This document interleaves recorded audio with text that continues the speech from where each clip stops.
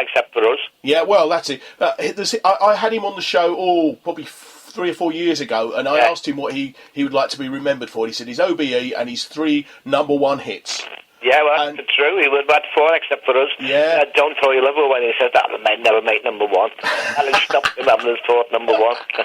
Well, I mean, it's interesting. The 2 bands who've had 3 the first 3 records go to #1 are both from Liverpool. It's Jerry Marsden and the Pacemakers, and the other one is Frankie Goes to Hollywood. Yep. So that is unbelievable. I mean, you've worked with some of the. I mean, I've mentioned some of the people you've worked with, and is there anybody you wish you'd worked with and never got to work with? Buddy Holly. Buddy Holly. I don't disagree with you. I mean, every time I've seen that Buddy musical about 3 or 4 times now. Yeah, well, see, I went to see it when I think Bill Kenwright first brought it out. Yeah. And I went to see it in Liverpool, and again because the guitars. And, it was Buddy Holly, Roy Orbison, and all these people that was on one of those shows. And because I'm picking ours, I said to Bill, "You haven't got all the right guitars for the right period." And he said, "Oh, don't be so picky." Oh, some people are like that. Yeah, that's the way I was. I just thought it was... I must admit, I went to see a Beatles tribute thing a little while ago, and I noticed Paul McCartney was playing right-handed. Yeah, well, that's it. Well, we do a thing about the drifters. Yeah. I mean, there's so many drifters now. Oh, I know. Frank always says on stage, in a couple of years' time, the drifters are going to be 4 girls from Belfast. Yeah, I mean, I think it's 63 years they've been going. I think they've had 67 members. No. Something ridiculously... That's a good little... I might use that on stage. I think it is. I think it's 67 members over the years. And, of course, the original 4 members died many, many years ago. Yeah. And, of course, we played with some cracking drifters. Yeah. We played with the Scottish drifters, the West Indian drifters. Really, I'm telling you the truth. We did a cruise at one drifters, which I won't name. They were absolutely awful. Yeah. I mean, I think they've clamped down on them now. I think there is only the one official drifters, and that's run by the Treadwell organisation. Well, say Treadwell. And that they are fabulous, and I had the pleasure of seeing them a couple of years ago. And while I was there, they had the compare come out and introduce and say that Clyde McFadden was the last original drifter, died in 1999. Yeah. And then at half time, there was these 4 women sat behind me, and I heard one of them say to the other, "So which one of them's the original drifter?" I looked up at the stage; they were 30 years of age. What does... I couldn't believe it. Never mind. We digress. When you were a young man, who were you, or even now, who were your musical heroes? Buddy Holly, of course. Yeah, we mentioned Hank Williams as well. I used to like Hank Williams. Really? Gene Vincent. Mm-hmm. I mean, I love Gene Vincent, but when I met him, I was a bit disappointed. He was on his worst days. He was going down a bit, But unfortunately, he was. I think Paul McCartney told the story as well.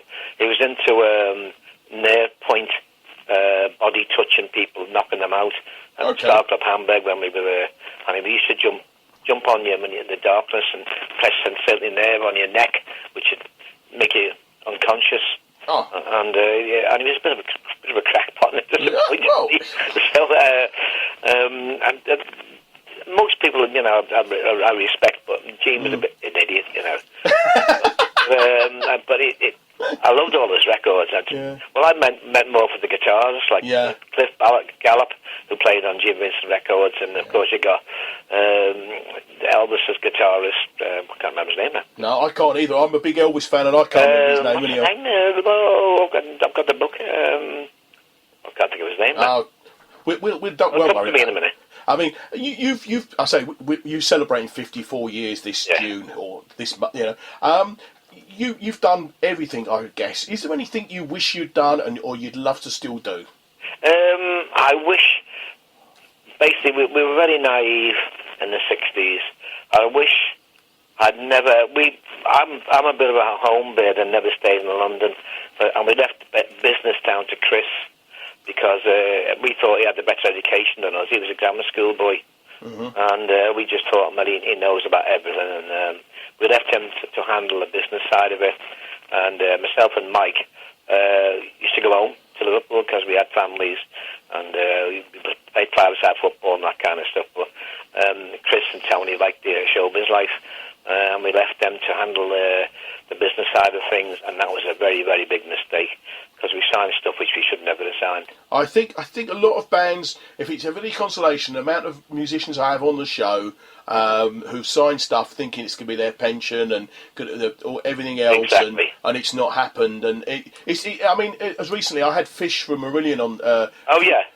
A few months ago, and he was told in 1981, sign this and it'll be your pension. And of course, record sales have declined, things have declined, and it's not worth the paper it's printed on. But never mind. Well, it's the word. What's the word? I can't remember. My brain's gone. There's a word which means forever. Oh, infinite. No. It's in perpetuity. Oh, okay. In perpetuity, and none of us realised what it meant. Basically, when we signed the record deal, it meant forever. Forever. And on the same royalty rate and all that kind of stuff, which was nominal, was rubbish. Yeah. And it was only until Elton John fought his case, won it because he had the money to win it. We actually put our sort of papers in to get a higher royalty, and we did get it in the end. I think, also there's a classic thing about the Bay City Rollers, how they got screwed over. But theirs is a terrible situation. Les has been on the show a couple of times, and we've spoken about it, and he still doesn't know where that money is, and he's still working. You never find it. No, the accountants have got it well hidden somewhere around the world. Anyhow. But it's all done because we are all so naive. Yeah. It's all done in a legal way. But we're very naive. We realised what was going on. I mean, double selling was a famous thing in those days. You know, your client would ring for the book, the Searchers, and someone would say, okay, the price is this. And then someone would be a partner of the other person, the manager or so, and would say, well, the fee is this. So that the client would pay $4,000, but this other person who took the phone call would tell our manager, tell them that it's $2,000, so they pocket $2,000 plus their commission. Yeah. The crooked accountants and crooked. Yeah, music business is full of crooks. Oh, it's shocking. It is absolutely shocking. Well, at the end of the '60s, we came to our senses. Not only did we come to our senses, the Stones did, and the Beatles, and decided to check your statements and stuff and look after your money. That's when we realised where all the money was going. I mean, we did an American tour in the early '60s. I think we ended up with about 28 quid each. For about 6 weeks. And I hope you're getting a bit more than 28 quid for the gig. Yeah. No, we're getting 32. Oh, 32. That's good. That's good. And I'll take. No, but that's part and parcel of the game, so you have to accept it. Yeah, don't cry over it. Just get on with it. Yeah, and I mean, what you probably touched on it a little while ago. What would you say was the highlight of your career so far? I think making your first record is a highlight. Really? I mean, you can't beat that. The feeling something you want to do for all your life when you're playing skiffle. You think, I wish I could, be like Eddie Cochran or Buddy Holly and releasing. And next minute we get a deal, and we did Sweet Smells Sweet, and it's number one. Yeah. I thought you were going to say playing in front of 80,000 people at Wembley with Cliff. Yeah, well, that was good. That's gotta be. When you hear Sweets on the radio every now and then, it's bang.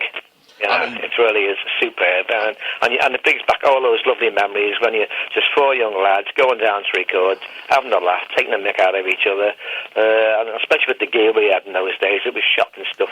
We did it, so like an homemade bass we had and homemade amplifiers, and we drove around in a Ford Igloo, we used to call them, because it was so cold, and it's basically... they're the things that hit you right away because it just changes your life. Yeah, the thing with Cliff was fantastic. 2 days, and he's been very good to us over the years. Yeah, I mean, I found something. I know you've played a lot of times in Las Vegas, 3 or 4 times. Yeah, and you played there as recently as well. The last time I've got it down is 2014. Yep, and you played there, and you met up with Marky Ramone he sat on drums. Yeah, he did. That was in the cutting rooms in New York. That one was. Was it? Okay. We got a message to say, can he come down and play needles and pins with us? And Marky, we said, yeah, no problem, because they were fans, would you believe? Yeah. And they came down, and Marky's big lad. And he got mugged on the way down. They took his wallet and everything, but luckily he had his drumsticks, and he was quite happy. And he got on and played Needles and Pins. It's on YouTube. It's very, very good. Oh, it's great. I mean, I must admit, I've never been to Las Vegas, but I know people who've been. I've been out to the States a lot of times. Always avoided Las Vegas, not deliberately, but I've never been. And I bet it must be a fabulous place to play. It is, and it isn't. I'm not a fan. You're not that way. It's the people are great, but once you go, it's how can you put it? It's.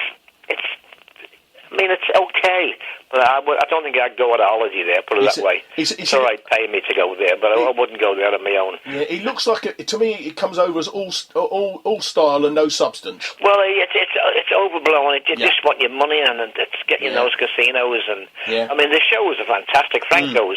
He's been to a few shows, but we've been a couple of times, and and the traffic's a joke as well for the start.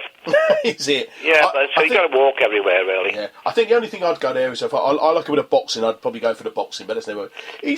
Oh yeah, well I used to have a mate who was a boxer, Alan Rudkin.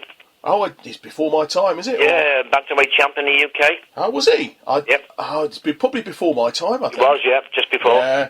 Yeah. I mean, is there a song you wish you'd written or played or recorded? You know, a song you think, I wish I'd done that. Any of the Beatles songs. You'd love to play them? The Beatles. When you go to a Beatles, funny enough, a fan bought me a Beatles songbook with all the chords and stuff in it. They asked me a similar question, and I said, I'd just play the record and try and pick it up. And then next minute, the songbook came through. It's like all the chords and everything. I did go through, man, and the chord sequences are great. I mean, we mentioned that the Ramones were great fans. I've heard that Bruce Springsteen's a great fan of yours. Tom Petty, the Byrds, are among the people who sort of say you influenced them. Yeah, last time Bruce Springsteen was over, he invited me to Old Trafford, where he was playing the cricket ground, and I went over there. Unfortunately, he got stuck on the M6 in traffic, so I had a long chat with Stevie Van Zandt. And when Bruce arrived, he just rushed him straight on stage. And then to get to speak to him, but Stevie Van Zandt was like going on about, he wants to know the ins and outs of how we recorded Needles and Pins and how we got what 12 string we used and all this kind of malarkey. And I said, well, I just disappoint you, but we didn't use a 12 string. It was just 2 6 strings with a bit of echo and reverb. And he just said, you're joking. I said, no, it's no 12 strings on that. So basically all these Americans have been trying to copy that sound and then using 12 strings, and there's no 12 strings at all. No, I mean, obviously recording over the years has got.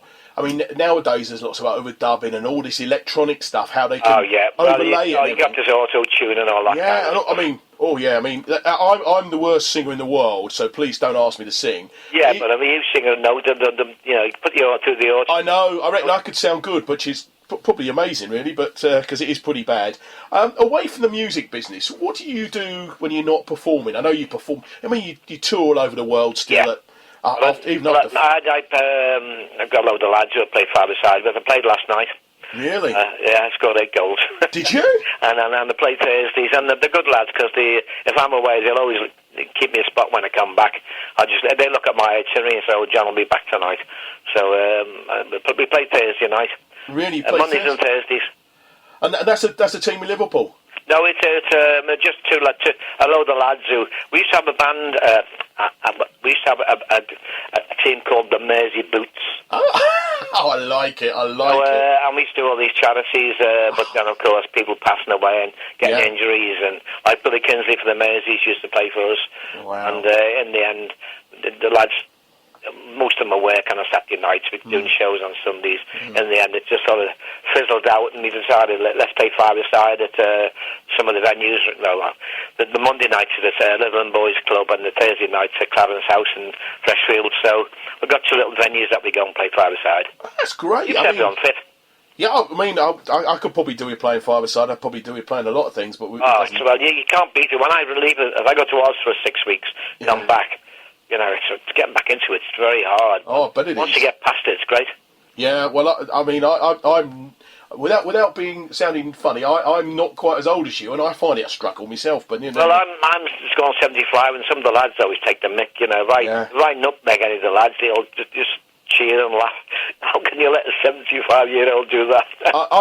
I find it amazing. I had Brian Paul on the show, and you He's a nice lad. And his hobby is boxing. He goes down to a gym in London, North London, once a week and does boxing. Well, he looks fit enough. And I thought he was taking a mickey, but honestly, that is honestly true. And I thought, well, that is amazing. Oh, he's a great guy. He lives in Milton Keynes, and he's a fabulous fella. Yeah, he's a good lad. So, known him since the early days when he was lows. He's a great act still. I've had the pleasure and his thing. What would you say is your favourite song, both from the Searchers and anybody else? Well, I must say it's